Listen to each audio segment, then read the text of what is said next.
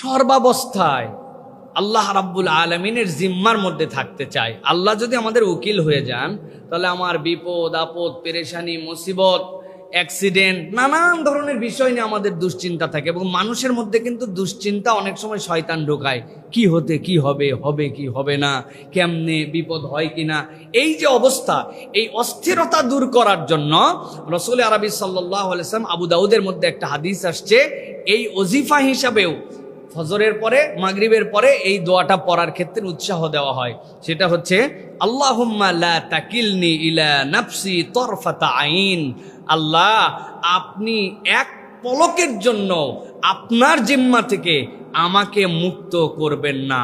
এক পলকের মুহূর্তের জন্য আপনার জিম্মাদারির থেকে আমাকে দূরে সরাই দিবেন না, আপনার অধীনে আমাকে রাখবেন। ও আসলিহ লি শানি কুল্লাহ, আর আল্লাহ আমার সব বিষয়গুলো আপনি ঠিক করে দিবেন। লা ইলাহা ইল্লা আনতা, আপনি ছাড়া কোনো ইলাহ নাই। কোনো বান্দা যদি মন থেকে এটা বলে, আল্লাহুম্মা লা তাকিলনি ইলা নাফসি তরফাতা আইন, এক সেকেন্ডের জন্য আপনি আমাকে আপনার জিম্মা থেকে সরাবেন না।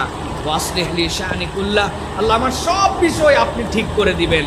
লা ইলাহা ইল্লা আন্ত, আল্লাহ ওই বান্দার প্রতি এত খুশি হন, ওই বান্দাকে আল্লাহ রাব্বুল আমিন তার জিম্মাদারিতে নিয়ে নেন। সুতরাং আমরা এটা পড়ার জন্য চেষ্টা করব। একবার পড়েন, আল্লাহুম্মা লা তাকিলনি ইলা নাফসি তরফাতা আইন ওয়া আসলিহ লি শানি কুল্লাহ লা ইলাহা ইল্লা আনতা।